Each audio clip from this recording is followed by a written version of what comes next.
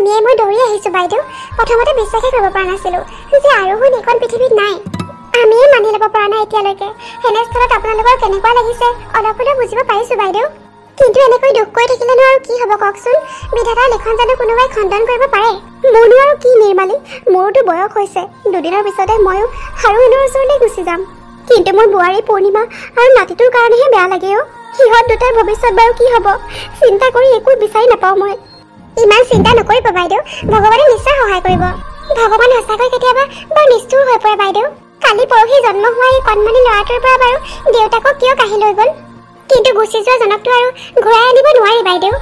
এতিয়া গোটেই ঘৰখনৰ দায়িত্ব আপোনাৰ ওপৰতেই। আপুনি এনেকৈ ভাঙি পৰিলে নহ'ব বাইদেউ। বুজি পাইছোঁ নিৰ্মালী, আৰু বোৱাৰীজনী বা ছোৱালীজনীৰ সন্মুখত মই কেতিয়াও নাকান্দো। বহু কষ্ট কৰি হ'লেও মোৰ দুখখিনি, মোৰ আৱেগখিনি মই ধৰি ৰাখোঁ। কিন্তু কিছুমান মুহূৰ্তত মই দুৰ্বল হৈ পৰোঁ নিৰ্মালী।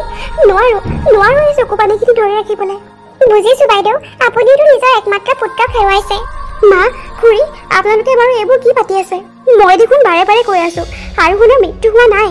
মোৰ আৰোহণ জীয়াই আছে আৰু নিশ্চয় তেওঁ খুব সোনকালে আমাৰ ওচৰলৈ ঘূৰি আহিব। দেখিছানে নিৰ্মালী, তাই কোনোপধ্যে মানিয়ে নলয় যে আৰোহণ আমাৰ মাজৰ পৰা গুচি গৈছে। হ'ব দিয়ক বাইদেউ, তাইক সময় লাগিব মানি ল'বলৈ। সময়ে সকলো ক'ব খুৰী। মোৰ আৰোহণে মোক এনেকৈ এৰি থৈ যাব নোৱাৰে। তেখেত যিদিনা ঘূৰি আহিব তেতিয়া সকলোৱে গম পাব যে মই এনেই কৈ থকা নাই। চোৱাচোন নিৰ্মালী, তাই অনবৰতে এইবোৰকে কৈ থাকে। এনেকৈ মিছা আশা লৈ আৰু তাই কিমান দিন থাকিব বাৰু? আৰোহণৰ ডেড বডিটো পোৱা নাই নহয়, সেইটো পালে হয়তো তাই মানিব পাৰিলে হ'লে। কি হলো বিৰিনা, তই আজি আহি ইয়াত বহি আছ যে এনেকে আমন জীমনকে? যিজনী ছোৱালীয়ে গোটেই গাঁওখনতে নাচি বাকী ঘূৰি ফুৰ, আজি এনেকে মন মাৰি আছ যে? একো নাই চন্দন, এনেই মনটো অলপ ভাল লগা নাছিল। কিয়? তই দেখোন কওঁ তই দুখ বেজাৰ কৰি নাথাক, জীৱনটো উপভোগ কৰিব বিচাৰ। আজি আকৌ কি হ'ল? অন্ততঃ মুখটো ক তই। সকলো সময়তে যেনে মানুহৰ মন একে থাকে। আজি মোৰো অলপ বেয়া লাগিছে আৰু বিশেষ একো নাই। সেইটো হয় বাৰু, মানুহৰ দুখ লগাটো স্বাভাৱিক। কিন্তু সেই দুখখিনি কাৰোবাৰ লগত ভগাই ল'লে, কাৰোবাৰ সন্মুখত প্ৰকাশ কৰিলে সেয়া বহুতখিনিয়ে কমি যায়। সেইকাৰণে কৈছোঁ বিৰিনা, কিবা হৈছে যদি মোক কচোন, কিজানিবা মই ঠিক কৰিব পাৰোঁৱেই। চন্দন, তই মোৰ সকলোতকৈ ভাল বন্ধু হয়। আমি দুয়ো সৰুৰ পৰা একেলগে ডাঙৰ হৈছোঁ। গতিকে তোৰ পৰা আৰু কি লুকুৱাম? চন্দন, মোৰ কি হৈছে মই নিজেই বুজি পোৱা নাই অ'। তইতো জানই দেউতাই যে নৈত পৰা মানুহজনক তুলি আনিছিল। জানোতো, তই দেখোন সেৱা শুশ্ৰূষা কৰি মানুহজনক ঠিক কৰিলি। কৰিলোঁ, আৰু তেওঁৰ যত্ন লওঁতে লওঁতে কেতিয়ানো মোৰ অন্তৰখন তেখেতক দি পেলালোঁ ক'বই নোৱাৰোঁ। কি তই এইবোৰ কি কৈছ বিৰিনা? মানুহজনৰ বিষয়টো একোৱেই নাজান, আনকি তেখেতৰ নামটোও নাজান। তেখেতৰ আগৰ জীৱনত কি হৈছিল তেখেতৰ নিজৰে মনত নাই। তেনেস্থলত তই এইবোৰ কি কৈছ বিৰিনা? মই জানো সকলোৱে মোৰ এই কথাটো পাগলামি বুলিয়ে ভাবিব।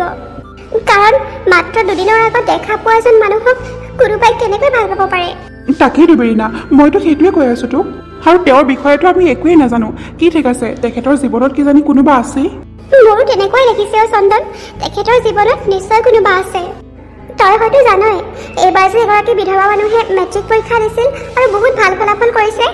নামটো পূৰ্ণিমা। এই পূৰ্ণিমা নামটো শুনাৰ লগে লগে তেখেতে অদ্ভুত আচৰণ কৰিব লয়। তেখেতৰ বোলে এই পূৰ্ণিমা নামটো বহুত বেছি আপোন যেন লাগে।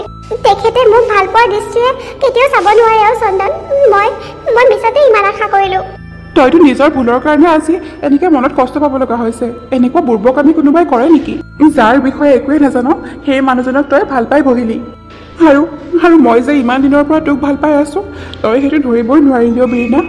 কিন্তু এতিয়াই মই মোৰ মনৰ কথাখিনি তোক ক'ব নোৱাৰোঁ, কাৰণ তই এতিয়া বহুত দুখত আছ। কি হ'ল চন্দন, তই একো কি চিন্তা কৰি আছ? নাই, একো নাই। তোৰ কথাই ভাবি আছিলোঁ, ইমান এজনী বুজি পোৱা ছোৱালীও বাৰু এনেকুৱা কাম কৰিব লাগেনে? চন্দন, মই তেখেতক ভাল পাব ধৰিছিলোঁ সঁচা, কিন্তু সেইবুলি মই স্বাৰ্থপৰ নহয়।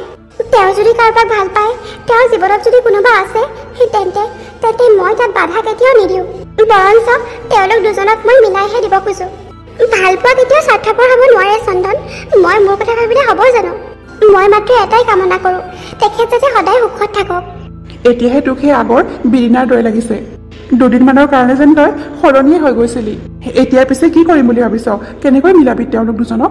মানুহজনৰতো একো মনতেই নাই। আৰু সেই পূৰ্ণিমা বোলা মানুহগৰাকীও তেখেতৰ কোনোবা হয় নে নহয় সেইটোতো আমি সঠিককৈ ক'ব নোৱাৰোঁ। তাকেহে মই ইয়াত বহি বহি সেইটোৱে চিন্তা কৰি আছিলোঁ, কেনেকৈ বাৰু তেখেতৰ স্মৃতি ঘূৰাই আনিব পাৰি। তই চিন্তা নকৰিবি বিৰিনা, মই চাওঁচোন কি কৰিব পাৰোঁ। এতিয়া বলচোন ঘৰলৈ, তোৰ দেউতাই চাগে তোক বিচাৰিয়ে ফুৰিছে। হয় কওকচোন, কাক বিচাৰিছে বাৰু আপুনি? এইখন বাৰু পূৰ্ণিমা দত্তৰ ঘৰ নেকি? অঁ হয় হয়, পূৰ্ণিমা দত্ত মোৰ নবৌ হয়। আপুনি নবৌক চিনি পায় নেকি? কিবা হয় নেকি আপোনাৰ? নাই, তেখেতক মই চিনি নাপাওঁ, কিন্তু বিশেষ এটা কাৰণতহে আহিছোঁ তেওঁক লগ কৰিবলৈ।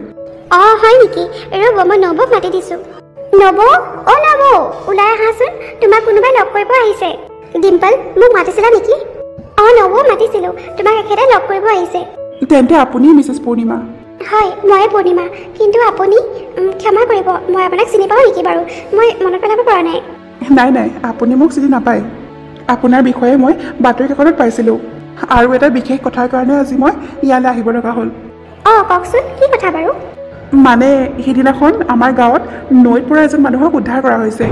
মানুহজনৰ বিষয়ে আমি একোৱে নাজানো, তেওঁৰ নিজৰ নাম ঠিকনা সকলো পাহৰি পেলাইছে।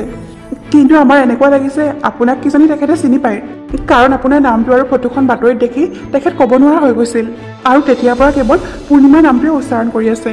আৰু তেওঁৰ বোলে এনেকুৱা অনুভৱ হৈছে পূৰ্ণিমা নামৰ কোনোবা বিশেষ ব্যক্তি তেওঁৰ জীৱনত আছে। এতিয়া সেই পূৰ্ণিমা আপুনি হয়নে নহয় সেইটো আমিও সঠিককৈ ক'ব নোৱাৰিম। দেখিলা ডিম্পল, মই কৈ আছিলোঁ নহয় মোৰ আৰোহণ জীয়াই আছে। ৰ'বাচোন ৰ'ব, তেখেত বা আমাৰ আৰোহণ দা হয়নে নহয়? হয় হয় ডিম্পল, তেওঁ নিশ্চয় আৰোহণেই হ'ব লাগিব, নহ'লে মোৰ নামটো শুনি তেওঁ তেনেকুৱা কিয় কৰিব? আৰু তেখেতক নৈৰ পৰা উদ্ধাৰ কৰিছে বোলে, আৰু মোৰ আৰোহণটো নৈতে পৰিছিল। তাৰমানে আপোনাৰ হাজবেণ্ডটো নৈত পৰিছিল আৰু তেখেতক বিচাৰি নাপালে? হয়, আপুনি ঠিকেই কৈছে, তেখেতো নৈত পৰিছিল, কিন্তু বহুত বিচাৰিও তেখেতক কোনেও বিচাৰি নাপালে। তেন্তে আমি যিটো সন্দেহ কৰিছোঁ সেইটোৱে ঠিক। ব'লকচোন, সোনকালে মোক লৈ ব'লক মোৰ আৰোহণৰ ওচৰলৈ। তেখেত আৰোহণেই হ'ব লাগিব, বেলেগ কোনো নহয়। অঁ ব'লক সোনকালে, কিন্তু তেখেতে স্মৃতিশক্তি হেৰুৱাইছে। কিন্তু আপোনাক দেখিলে কিজানি তেখেতৰ মনত পৰে? নিশ্চয় পৰিব, আমাক দেখিলে তেখেতৰ সকলো মনত পৰিব। এতিয়া দেখিলে নে মা, আপোনালোকে মোক বিশ্বাস কৰা নাছিলে নহয়? এয়া চাওক, আমাৰ সন্মুখত থিয় হৈ আছে আমাৰ আৰোহণ বাবা, তই আছ? তোৰ একো হোৱা নাই? দাদা, তই জাননে তোক আমি কিমান বিচাৰিলোঁ, কিন্তু ভগৱানক বহুত ধন্যবাদ যে তোক সুকলমে ৰাখিছে। কোন হয় বাৰু আপোনালোক? মই যে ধৰিব পৰা নাই। আৰোহণ, আপুনি মোক ধৰিব পৰা নাই? মই আপোনাৰ পূৰ্ণিমা, আৰু এয়া চাওক আমাৰ সন্তান। মোৰ সন্তান এইটো? অঁ আৰোহণ, এয়াইতো আমাৰ আয়ান। ইয়াক বচাবলৈ গৈতো আপোনাৰ এইখিনি হ'ল। আৰু এয়া চাওক আপোনাৰ মা, ভণ্টি, মনত পেলাবলৈ চেষ্টা কৰকচোন। মই বাৰু কিয় একো ভালকৈ মনত পেলাব পৰা নাই? পূৰ্ণিমা, আয়ানক আৰোহণৰ কোচত দেচোন, কিজানি তাই কিবা মনত পৰে। আয়ান, এয়া মোৰ আয়ান। মোৰ মনত পৰিছে এতিয়া। এয়া মোৰ আৰু পূৰ্ণিমাৰ মৰমৰ চিন, ভালপোৱাৰ চিন। আয়ান, পূৰ্ণিমা তুমি ঠিকে আছানে? মা, ভণ্টি, তহঁত ভালনে? ইমান দিনে ভাল নাছিলোঁ দাদা, কিন্তু আজি আমি বহুত সুখী। মই জানিছিলোঁ আপুনি ঠিকে আছে, আপুনি সুকলমে আছে এইখন পৃথিৱীতে। সকলোৱে কৈছিল আপুনি হেনো আমাক এৰি থৈ গুচি গ'ল, কিন্তু মোৰ মনে এইটো কেতিয়াও মানি লোৱা নাছিল। সঁচাকৈ পূৰ্ণিমা, মই এজনী মাক হৈও এইখিনি অনুভৱ কৰিব নোৱাৰিলোঁ, কিন্তু তুমি ঠিকেই অনুভৱ কৰিলা যে আৰোহণ আছে। আপোনালোকক যে কেনেকৈ ধন্যবাদ দিওঁ বুজি পোৱা নাই। মোৰ আৰোহণক উদ্ধাৰ কৰি আনি তেখেতৰ ইমান সেৱা শুশ্ৰূষা কৰাৰ বাবে আপোনালোকক বহুত ধন্যবাদ। নাই বাইদেউ, ধন্যবাদ কৈ আমাক আৰু সৰু নকৰিব। আমি মাত্ৰ মানৱ ধৰ্ম পালন কৰিলোঁ। মানুহে মানুহৰ কাৰণে যদি এইখিনি নকৰে আৰু কোনে কৰিব? বীৰিনা, সঁচাকৈ তুমি মোৰ বহুত যত্ন ল'লা। তোমাৰ ওচৰত, তোমাৰ দেউতাৰ ওচৰত আৰু এই গোটেই গাঁওবাসীৰ ওচৰত মই গোটেই জীৱন ঋণী হৈ ৰ'ম। আৰোহণ, ইমান দিনেতো আপোনাৰ নামেই গম পোৱা নাছিলোঁ। আপোনাক যে সুস্থ কৰিব পাৰিলোঁ, আপোনাৰ স্মৃতিশক্তি ঘূৰি আহিল, সেয়াই আমাৰ কাৰণে যথেষ্ট। আৰু আপোনাৰ এটা কণমানি ল'ৰাও আছে, সেইটো জানি আৰু বহুত সুখী হ'লোঁ। আপুনি আপোনাৰ ভালপোৱা ঘূৰাই পালে, আপোনাৰ পৰিয়াল ঘূৰাই পালে। ভগৱানৰ ওচৰত মই এইটোৱে প্ৰাৰ্থনা কৰিছিলোঁ। মানুহে এনেই নকয়, গাঁৱৰ মানুহৰ ঘৰবোৰহে সৰু সৰু, মনবোৰ কিন্তু বহুত বহল। আৰু আজি আমি তাৰ প্ৰমাণ পাই গ'লোঁ। সঁচাকৈ বীৰিনা, তোমালোকৰ ঘৰত থাকি, এই গাঁওখনত থাকি মই জীৱনৰ এটা বহুত ডাঙৰ অভিজ্ঞতা পালোঁ। তোমাৰ দেউতা ক'ত আছে বীৰিনা? মানে খুৰা, তেখেতৰ কাৰণেতো মই মোৰ দ্বিতীয় জীৱন পালোঁ। দেউতা এফালে ওলাই গৈছে, আজি নাহে, কাইলৈহে আহিব। মই দেউতাক কৈ দিম বাৰু। আপুনি নিজৰ মৰমৰ ঘৰখনলৈ, আপোনাৰ নিজৰ পৰিয়ালটোলৈ ঘূৰি গ'ল। তেখেতক লগ পালে ভাল লাগিলে হ'লে, তেখেত আমাৰ কাৰণে ভগৱান স্বৰূপ। চন্দন, তুমি বীৰিনা আৰু তাৰ দেউতাকক লৈ আমাৰ ঘৰলৈ যাবা কিন্তু। ঠিক আছে পূৰ্ণিমা বাইদেউ, আমি নিশ্চয় যাম। পূৰ্ণিমা, আৰোহণ, ব'লা এতিয়া ঘৰলৈ যাওঁ। বহুত সময় হ'ল নহয়, কিমান দিন হৈ গ'ল ঘৰৰ ল'ৰাটোৰ ঘৰলৈ ঘূৰি যোৱা নাই। অঁ ব'লক মা। আৰোহণ, এই নামটো মোৰ মনত সদায় থাকিব। বীৰিনা, তই ঠিকে আছনে? চন্দন, মই ঠিকেই আছো। মইতো এইটোৱে প্ৰাৰ্থনা কৰিছিলোঁ, তেখেতে যাতে নিজৰ সঁচা ভালপোৱা ঘূৰাই পাওক। তোৰ অন্তৰখন সঁচাকৈয়ে বহুত ভাল অ' বীৰিনা। নহ'লে নিজৰ ভালপোৱা কেনেকৈ ত্যাগ কৰিব কোনেও নোৱাৰে।